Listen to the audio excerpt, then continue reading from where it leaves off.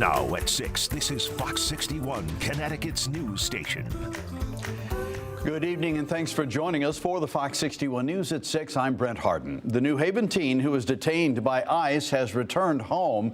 Esdras, an 18-year-old junior at Wilbur Cross High School, was taken into ICE custody after a raid in Southington back in July.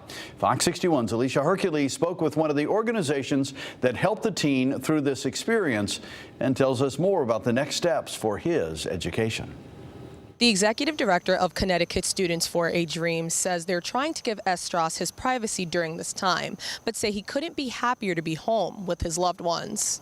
I actually was the one who picked him up. So, we drove up to Massachusetts and were able to get him and we drove him back home. Tabitha Sugdeo, the executive director of Connecticut Students for a Dream, says those first moments picking Esdras up were truly surreal. More than anything, he just wanted to see his loved ones. He wanted to sleep in his own bed, and be able to eat a home meal. And he was able to do that last night. Esdras was detained by ICE in late July during a raid at his place of work.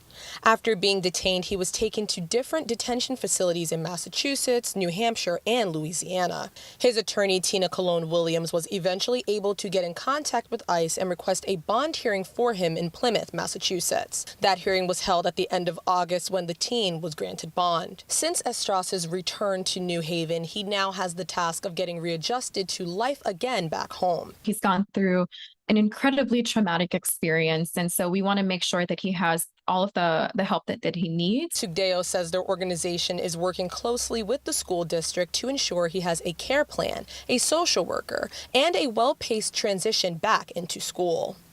Going from being mostly solitary for about 40 days and then going back into a school can be pretty overwhelming. As for his legal proceedings, Esdras' attorney says he will continue to attend hearings now that he's home. He'll be able to go through his removal proceedings outside of the context of a jail, outside of a prison.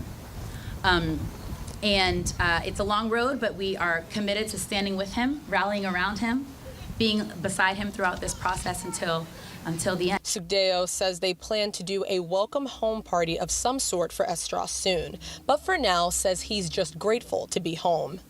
Esdras is blown away by the amount of community support and the folks who have stepped forward, especially folks who don't know him. And so he just says thank you from the bottom of his heart, and that he's happy to be back and that he's blessed to be able to be back with his family. Sugdeo says their organization is looking to train lawyers on immigration law to support the growing number of cases across the state like Esdras's. For more information on that training and how to get involved, just visit this story on our website, fox61.com. In New Haven, Alicia Hercules, Fox 61. Waterbury police say two teens face charges tonight after officers found them in a stolen car. It happened last Thursday just after 4:15 p.m. on North Main Street. Police say a 15-year-old boy ran from police but was caught after tossing a gun. A 17-year-old boy stayed on scene. Officers later learned the car was reported stolen out of New York. Both teens now face serious charges, including theft of a motor vehicle and firearm offenses. Last week, construction kicked off in New Haven for a huge project to make the Foxen Boulevard area safer, especially for pedestrians. The state has put up about $1.8 million for the project because the area has seen hundreds of crashes over the years, including some that have been deadly. Fox 61's Celine Aref shows what's changing on the road and how locals feel about it. This stretch of Foxen Boulevard between Middletown Avenue and Quinnipiac Avenue sees about 27,000 cars every single day. And some people tell me all of that traffic makes it a nightmare to get anywhere on foot. That sound of construction, Rich Mansfield says bring it on. This is a good project. It's definitely something they need to do. Nobody likes a noisy road, but he says the noise is necessary to make the street safer to cross. Every day, people like him have to cross 6 lanes of traffic to grocery shop, grab a bite to eat, or wait for a bus. Yes, there's crosswalks, but he says people speed and blow right through them. Especially towards the evening time, later it gets. They do drag race on this road. And then you get the dirt bikes on the road doing the wheelies. Concerns like that haven't fallen on deaf ears. In fact, New Haven Mayor Justin Elliker says this project's been about 20 years in the making. This project will have 4 medians, 4 raised features. Basically, these are small speed tables. Improved crosswalk at Walmart, new lights, new sidewalk on the north side of the street just behind us here. The new sidewalks will stretch for hundreds of feet, and our camera caught exactly why it's needed. Imagine slipping and falling here during rush traffic when cars are cruising right by. Those slightly raised speed tables we anticipate will help make speeding and particularly drag racing a lot less enjoyable. The city says they're testing some of the new features to find the best way to cut speeding, but also cut down car crashes. In the last 5 years, Mayor Elliker says there's been about 900 crashes, including a deadly crash in August when a car hit a man crossing the street. One fatality is too many. And so our Vision Zero goal is in the future, there will be no fatalities related to vehicle activity in the future. Local leaders hope the nearly $2 million project will be finished by spring 2026. Reporting in New Haven, Celine Air, Fox 61. Today, more than 100 survivors and families of victims of Maine's deadliest mass shooting filed a lawsuit against the United States. An Army reservist killed 18 people back in October of 2023 at a bowling alley and bar and grill in Lewiston. The shooter was found dead by suicide 2 days after the shooting.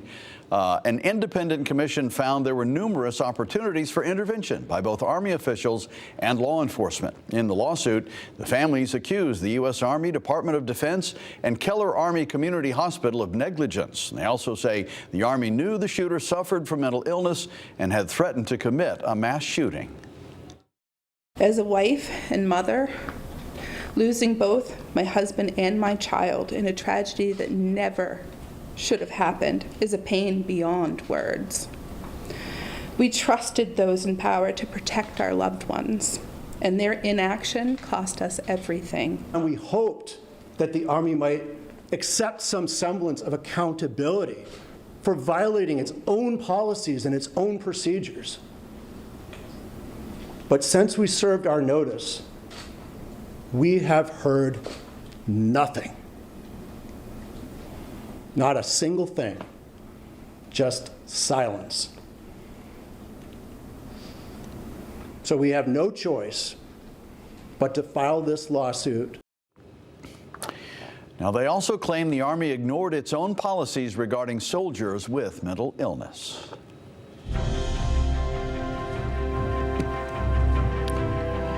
Well, Connecticut's minimum wage is set to increase next year by 59 cents an hour. Starting in January, on the 1st, minimum wage workers will earn $16.94 per hour. State law requires the minimum wage to be adjusted each year based on the U.S. Labor Department's calculation of the Employment Cost Index.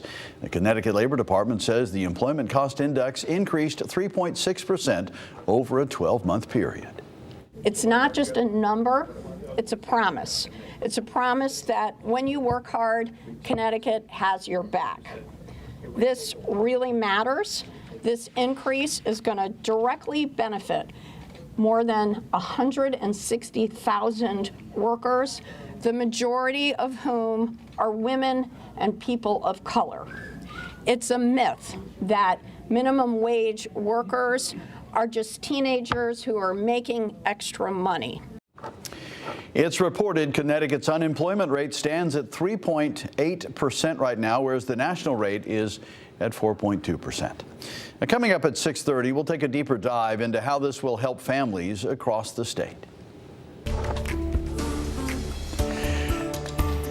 Well, AI seems to be spreading everywhere, from the workplace to your phone. It's hard to avoid, but one local artist is embracing it with his latest exhibit featuring AI art. Fox 61's Victoria Anderson talked to the artist about the reason behind it all.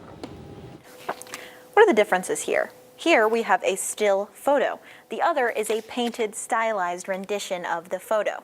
The only difference is that one is man-made.